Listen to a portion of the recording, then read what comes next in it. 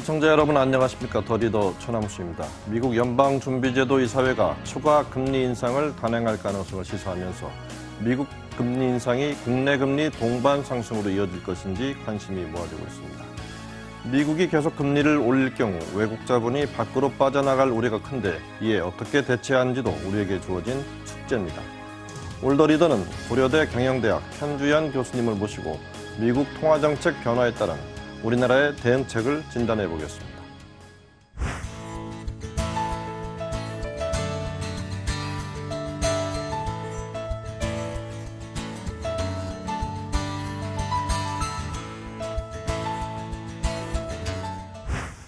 네, 교수님 바쁘신데 출연해 주셔서 감사합니다.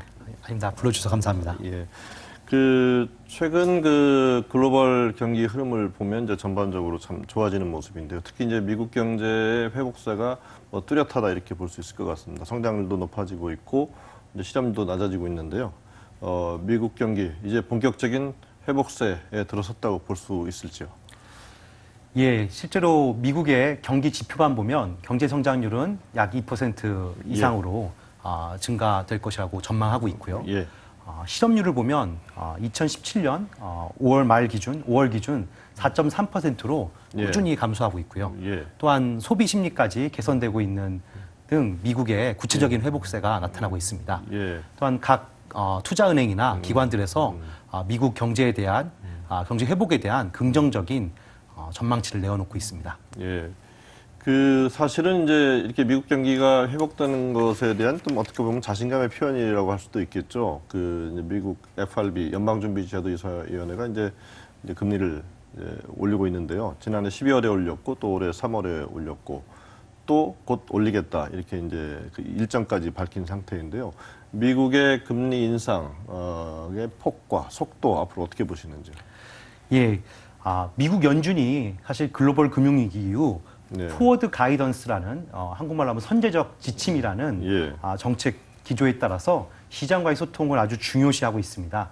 사실 올해 3월에 금리를 1%로 인상할 당시에도 시장에서는 거의 예상을 했었고요. 사실 올해 6월 인상 역시 할 거라는 그 기대가 시장에서 아주 지배적이라고 볼 수 있겠습니다. 되게 얼마나 좀 올릴 걸로 이번에는 보시는지요? 예, 실제 6월 인상은 아까도 말씀드렸듯이 6월에 금리 인상할 거라는 의견이 아주 지배적이고요. 올해 한 차례 더 6월 이후에 한 번 더 올릴 거라는 예상 또한 시장에서 일어나고 있습니다. 특별히 이제 인상 시기와 속도에 관해서는 시장 안에 있는 프리머리 딜러 설베이나 이제 그 연준 회의 참가자들의 어떤 평가를 통해서 확인해 보면 미국 연준의 금리 인상 기조는 아주 완만한 기조로 2018년 말 2% 수준으로 예상이 되고요. 장기적으로는 3% 수준까지 금리를 인상할 거로 예상이 됩니다. 그러니까 다음번에 다시 위기가 왔을 때 좀 효과를 볼 수 있을 정도의 수준까지는 올려놓으려고 하는 것 같은 그런 스탠스죠? 예, 그렇다고 볼 수 있습니다. 사실 이제 미국의 금리 인상 이제 두 차례가 있었습니다만은 아직까지는 이제 그렇게 큰 영향은 보이지는 않고 있지만 앞으로 점점 더 높게 올라가면 좀 여러 가지 우려되는 이제 상황들이 좀 있는데요. 교수님께서는 이제 미국의 통화 정책이 세계 경기의 동조화 또 비동조화 이러를 가져온다 이런 말씀하셨는데 좀 어려운 얘기인데요. 어떤 내용인지 좀 풀어서 좀 설명해 주시죠. 예. 사실 제 전공 분야가 통화 정책 자체를 연구하고 있지는 않습니다. 사실 제 전공 분야는 이제 국제 금융 시장에서 미국의 통화 정책과 같은 어떤 경기 충격이 세계 경기 및 금융 시장에 파급되는 효과 이런 것들을 제가 구체적으로 연구해 오고 있는데요. 특별히 이제 글로벌 금융위기 이후 미국발 충격이 세계 경제 및 금융 시장에 미치는 파급 효과가 무엇인지에 대해서 많은 연구들이 나타나고 있습니다. 특별히 제가 이제 대외경제정책연구원에 있는 김경훈 박사랑 해오고 있는 일련의 연구가 있는데요. 그 연구에서 미국 통화 정책이 선진국 및 신흥국의 경기에 어떤 영향을 주는지에 대한 연구를 좀 진행했는데 그 연구를 소개해드리면 좋을 것 같습니다. 내용 좀 소개해 주시죠. 글로벌 금융위기 당시를 관찰해 보면 위기 발생 당시 미국 경기 침체가 상대적으로 신흥국보다 선진국에 더 부정적인 파급 효과를 가져오면서 위기 기간 미국과 선진국들의 어떤 경기가 동조화되는 양상이 나타났어요. 같은 모양을 취한다. 예, 뭐 예를 들면 경기가 이제 같이 움직이면서 미국의 리세션이 머물 뿐만 아니라 유럽 국가들 같은 그렇죠. 선진국에도 동일하게 리세션으로 전이 된다는 말씀이죠. 근데 반면에 이 경기 침체를 극복하기 위해서 미국이 다른 선진국들과 함께 이제 이자율을 굉장히 낮은 수준으로 거의 0에 가까운 수준을 낮추는 등 또한 이제 비전통적인 방식으로 자산을 대규모로 구입하는 이런 정책들을 하면서 이 생겨난 유동성이 사실 신흥국에 들어가면서 이제 그 이후부터는 위기 이후부터는 오히려 미국의 경기의 동조성이 신흥국과 더 동조화되는 방향으로 나타나기 시작했습니다. 이제 반면에 이제 최근에 이제 미국 경기가 개선되면서 미국이 사실은 금리 인상을 단행했거든요. 그러니까 돈이 다시 역류하겠죠. 그 금리 인상을 통해서 한번 관찰해 본 바로는 이제 오히려 미국 경기가 이 신흥국 미 선진국의 경기와 오히려 비동조화되는 쪽으로 반대로 간다는 말씀이시죠. 반대로 가는 쪽으로 나타났습니다. 사실 이제 제 연구에서는 이 미국의 어떤 통화 정책의 충격이 이 선진국 및 신흥국에 미치는 어떤 경로, 그 구체적인 어떤 그 채널에 대해서 연구를 해봤는데요. 이 선진국의 경우는 사실 미국 시장과의 어떤 미국 금융시장과의 통합 정도, 혹은 미국과의 무역 정도에 따라서 이 경기의 동조와 비동조화 영향이 이렇게 다르게 나타난 걸 볼 수 있었는데요. 반면 신흥국에서는 특별히 어떤 통합 정도나 어떤 그 구체적인 지표에 따라서 이 동조화 패턴이 나타나지 않았습니다. 이거를 한번 이 발견에 대한 함의를 한번 생각해 보면 실제로 신흥국의 어떤 이질성, 신흥국의 어떤 펀더멘탈의 차이에 따라서 미국의 어떤 충격이 이 신흥국에 미치는 영향이 굉장히 이질적이라고 볼 수 있습니다.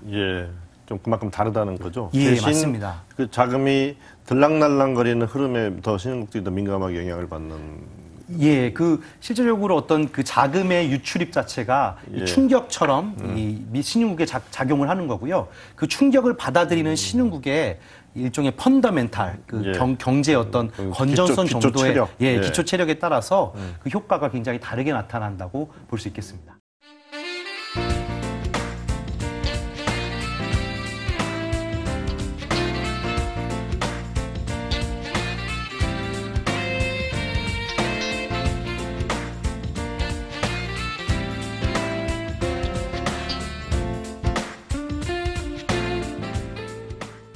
교수님 그 말씀하셨습니다만 이제 미국이 금리를 올리면서 아무래도 자금이라는 게 금리가 높은 쪽으로 이동하는 속성이 있기 때문에 다시 이제 신흥국에 몰려있던 돈들이 이제 미국으로 다시 역류하는 지금 그런 단계인데요.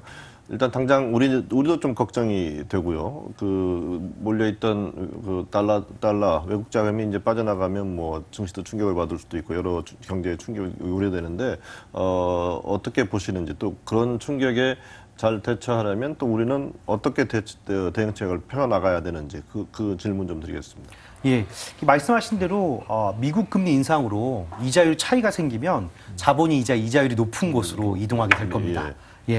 그러나 이제 서로 다른 통화를 사용하는 국제금융시장에서는 사실 자본의 이동이라는 것이 이자율 차이에만 의존하지는 않습니다. 예를 들어서 환율 변화와 같은 이 통화 간의 어떤 가치, 이 차이에 의해서도 자본 이동이 결정된다고 볼 수 있습니다. 특별히 우리나라는 변동 환율 제도를 택하고 있습니다. 그 말인즉슨 환율의 변동성을 용인하기 때문에요. 그날 수요 공급에 따라서 환율이 움직이는 거죠. 맞습니다. 그리고 그렇기 때문에 이자율 차이 자체가 이 자본의 어떤 급격한 이동을 조장하지 않고요. 이자율 차이 자체가 이 환율 변화로 흡수되기 때문에 상대적으로 우리나라의 환율 제도 자체가 어떤 이자율 차이에 따른 자본 이동의 흐름 자체를 버퍼해 준다고. 좀 완충장치 역할을 해준다고 볼 수 있겠습니다. 그래도 어떤 충격이 일부라도 좀 이제 있을 경우에 대비해서 좀 뭔가 대응책을 좀 마련하고 해야 되지 않을까요? 사실 이제 제가 말씀드린 대로 이 이자율 차이에 따라 이자율 차이뿐만 아니라 여러 가지 다른 요인들이 미국으로의 어떤 자본 유출 가능성을 야기하기 때문에요. 대표님께서도 말씀하셨듯이 미국의 어떤 이자율 차이로 인한 이자율 금리 인상으로 인한 추가적인 불확실성이 이제 국제 금융시장에 파급될 수도 있고요. 또한 이 미국의 충격으로 인해서 다른 신흥국의 부정적인 충격이 굉장히 강화된다면 그 신흥국으로부터 오는 어떤 부정적인 충격이 추가적으로 우리나라에 전이될 가능성이 있기 때문에 사실 급격한 자본 유출 가능성이 아예 없는 것은 아닙니다. 예, 이런 사실 가능성에 대비하기 위해서 기존 연구를 좀 살펴보면요. 기존 연구에서는 이런 자본 유출의 결정 요인으로 가장 중요한 것이 그 신흥국의 경우는 그 신흥국의 경제의 기초 체력이라고 볼 수 있습니다. 제가 이제 영어로 표현한 펀더멘탈이라고 말씀드렸는데요. 사실 우리나라는 현재 이제 경상수지 혹은 단기 외채 비율, 외환 보유고 등 이제 어떤 펀더멘탈을 나타내주는 지표들을 봤을 때 굉장히 다른 신흥국에 비해서 건전한 편입니다. 예를 들면 이제 외환 보유고의 경우 2017년 4월 말 기준 약 3,765억 달러에 달하는 4천억 달러에 가까운 외환 보유고를 보유하고 있어서 상대적으로 이런 어떤 자금 유출, 급격한 자금 유출로 인한 리스크가 발현될 가능성이 상대적으로 적다고 하겠습니다. 뭐 호주머니가 두둑하니까 조금 빠져나가도 대응할 수 있다. 뭐 이렇게 봐도 되겠군요. 근데 사실은 이제 좀 고민이 되는 게 이제 우리 한국의 금리 정책 아니겠습니까? 사실은 미국이 금리를 계속 올리기 때문에 금리 차를 너무 크게 유지하면 또 그것도 좋지 않기 때문에 같이 따라 올라가야 되는데 국내 경기 상황을 보면 또 일부에서는 오히려 더 내려야 된다고 주장을 하는 그 측도 있고 그래서 상당히 그 입장을 정하기가 좀 어려울 것 같은데 이번 6월에 미국이 금리를 올리면 한국은행 어떻게 움직일까요? 어떻게 보시는지요? 예. 사실 이제 미국 금리 인상 자체가 이제 많은 곳에서 얘기되고 있는 아주 중요한 충격이기 때문에 한국은행도 금리를 결정함에 있어서 이 미국 금리 인상이라는 뉴스를 무시할 수 없을 겁니다. 이제 실제로 그 대표님께서 지적하신 대로 그 버낭키 전 연준 의장이 2015년 그 먼델 플레밍 렉처라고 해서 이 IMF에서 이게 그 강의를 한 적이 있습니다. 그 강의에서 이제 한편의 기존 연구들을 소개를 했는데요. 이제 금융위기 이후에 이 미국 이자율의 하락이 신흥국 이자율의 하락에도 굉장히 유의한 영향을 줬다는 연구입니다. 이걸 사실 이 연구들을 보면 이 미국의 어떤 금리 변화가 신흥국의 금리 변화에 굉장히 중요한 영향을 준다는 게 사실 맞습니다. 그렇기 때문에 이 미국의 금리 변화가 우리나라의 금리 정책 및 이자율 변화에 어떤 영향을 줄지 또 어떻게 대비해야 될지 관심이 쏠리는 것이 사실입니다. 그러나 앞서 말씀드렸듯이 이 펀더멘탈이 건전한 이 한국의 경우 이자율 차이만으로 이 급격한 자본 유출이 야기될 거라고 예상되지는 않고요. 그렇기 때문에 이제 어느 정도 이 금리 정책에 대해서 한국은행이 여유를 가지고 있을 거라고 생각이 들고요. 두 번째로는 우리나라의 환율제도, 이 환율제도 자체가 이 변동성을 용인하기 때문에 이 환율 변화 자체가 어떤 금리 차이를 어느 정도 완충해주는 역할을 할 수 있을 것입니다. 그래서 이제 당분간 한국은행이 통화정책을 운용함에 있어서 이 국내 정책 목표를 우선순위에 두고 통화정책을 운용할 수 있을 것이라고 기대합니다. 그렇게 보면 뭐 안 올릴 가능성도 있다 이렇게 보시는 뉘앙스이신지요? 뭐 실제적으로 한국은행이 이제 그 공식적으로 내걸고 있는 국내의 어떤 그 경기 회복, 물가 안정, 그다음에 경제 회복 이런 것들을 종합적으로 고려해서 이제 정책을 해야 될 거라고 이제 생각이 되고요. 이제 물론 이제 그 연준 측에서 장기적인 그 이자율 기조를 3%까지 끌어올리는 것으로 예상을 했기 때문에 한국은행 역시도 이제 길게 보면 그 3%와 이제 현재 이 금리 차를 장기적으로 유지하는 건 아마 무리가 있을 것입니다. 그렇기 때문에 이제 이런 미국 연준의 이 금리 인상에 대한 기조를 고려하면서 무엇보다 국내 통화 정책의 목표는 국내 정책 목표를 달성하는 것이기 때문에요. 지금으로서는 뭐 물가보다는 경기 부양이 더 중요하겠죠. 그런 이제 정책 목표를 우선순위에 두고 이런 그 미국의 충격 역시 고려해서 정책 방향을 신중히 결정해야 될 것입니다. 좀 굉장히 신중하게 말씀해 주셨는데 뭐 제가 느끼는 감으로는 약간 우리 국내 미국 금리가 아무리 오르더라도 국내의 경기 회복이 중요하다고 생각되면 또 거기에 상응하는 수준으로 금리를 빠르게 움직이지는 않을지도 모르겠다. 뭐 이런 뉘앙스로 저는 받아들여지는데요. 제 연구한 선에서도 그 정도의 답이 맞는 것 같습니다. 근데 이제 사실은 이제 미국이 이제 금리를 올려 나가면은 이제 금리가 비싸지기 때문에 이제 달러 값도 비싸질 수도 있고 이게 또 역으로 미국 경제의 부메랑이 또 될 수도 있죠. 수출에 부정적 효과를 줄 수 있는데요. 우리 경우는 이제 단기적으로는 또 원화가 약세로 돌아설 테니까 수출에 도움이 될 수도 있다는 또 이런 지적들이 있는데 어떻게 보시는지요? 예, 대표님이 말씀하신 대로 예. 달러 강세 혹은 이제 원화 약세가 예. 이론적으로 이제 미국에 대한 한국의 수출 증가를 가져오는 반면 이제 미국의 경우는 이제 국제 시장에서 예. 경쟁력 약화로 인해서 예. 미국의 수출 기업들이 오히려 어려움을 겪을 수 있습니다. 그러나 이제 이런 원화 절하가 한국의 수출 증가로 곧바로 이어질지 혹은 예. 이 달러 강세가 미국의 경우 달러 강세가 미국의 수출 감소로 이어질지는 어느 정도 시간이 걸릴 수 있고요. 예. 예를 들어 이제 통화 절하가 될 때 어느 나라의 통화가 절하될 때 오히려 단기에는 무역 수지가 악화되다가 장기에 가서야 무역 수지가 개선될 거라는 환율의 제이커브 효과라는 보통 얘기하는 거죠. 그런 연구도 있고요. 최근에 사실 연구에서는 이 노르웨이 기업을 대상으로 한 연구를 제가 하나 소개해드리면 2000년대 초반에 노르웨이 크론, 이제 노르웨이 통화가 굉장히 강세로 돌아서는 그게 강세가 지속적으로 이어지는 사건이 있었다고 합니다. 예. 근데 반면에 그런 노르웨이 통화 강세가 오히려 이제 노르웨이 기업들의 구조조정을 가져와서 그 기업들의 생산성이 증가했다는 연구도 있고요. 예. 제가 사실 우리나라 제조업 기업들을 대상으로 한 연구에서는 특별히 이제 글로벌 금융위기 당시에 우리나라 원화가 원화의 절하가 굉장히 지속됐었습니다. 예. 사실 제가 제조업 기업들의 이 원화 절하에 따른 반응을 보니까 단기적으로는 이 원화 절하가 제조업 기업들의 수출을 늘려서 생산성 증가를 가져오는 반응을 보인 반면에 이 절하가 사실 3년 정도 지속이 됐었거든요.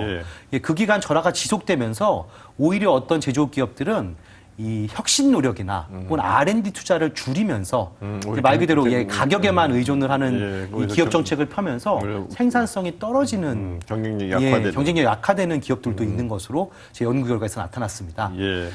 이런 결과를 볼 때 사실 환율이 어떤 방향으로 움직인다고 해서 그것이 이제 과연 어떤 기업이나 혹은 수출 이런 것에 일방향적인 영향을 미칠지에 대해서는 저희가 좀 더 연구를 해봐야 되고요. 이제 마지막으로 이제 최근 많이 논의되는 이 글로벌 가치 사슬이 확대됨에 따라서 환율이 수출에 미치는 효과에 대해서는 제한적으로 될 것으로 예상이 되고요. 그래서 달러 강세 혹은 이제 우리나라의 원화 약세가 미국 혹은 한국에 이득이 될지 독이 될지는 좀 더 지켜봐야 될 것으로 판단이 됩니다.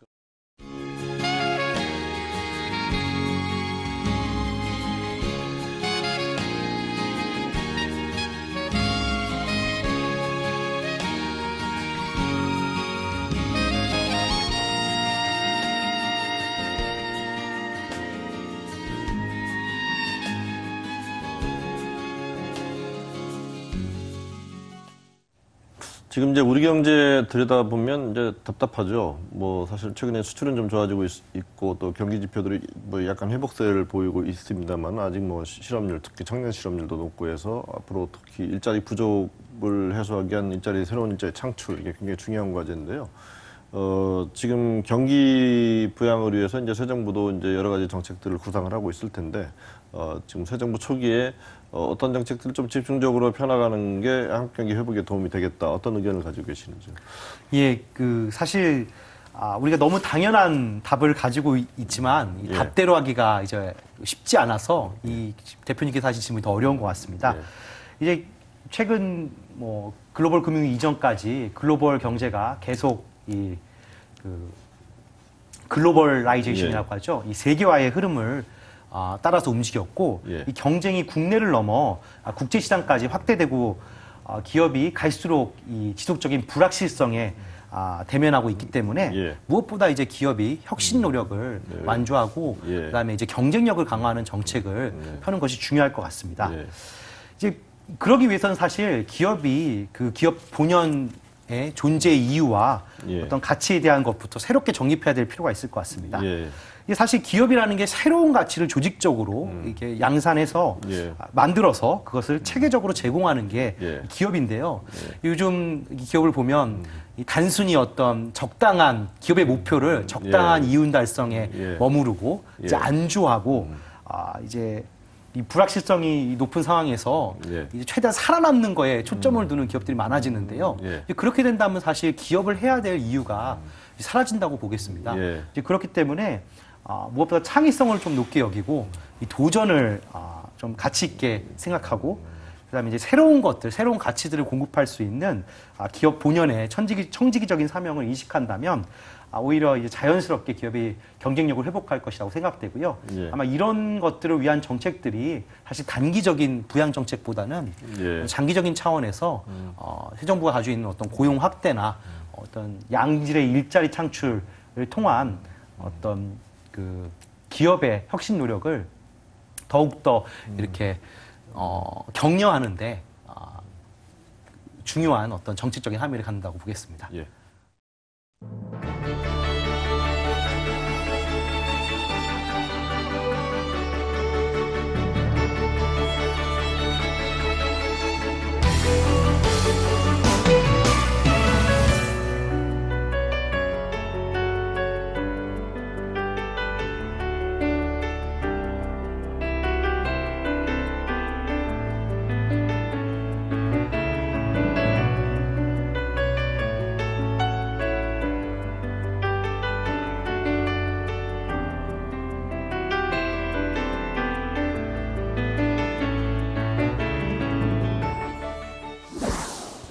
네, 예고된 미국의 금리 인상, 미국 경기의 회복세에 대한 자신감을 반영하는 긍정적인 측면도 있습니다. 잘 대응해서 충격을 최소화하고 무엇보다 기업들은 기초 체력을 키우는 데 더 힘써야 할 것으로 보입니다. 오늘 출연해서 좋은 말씀 해주신 고려대 편지연 교수님, 감사합니다. 네, 감사합니다.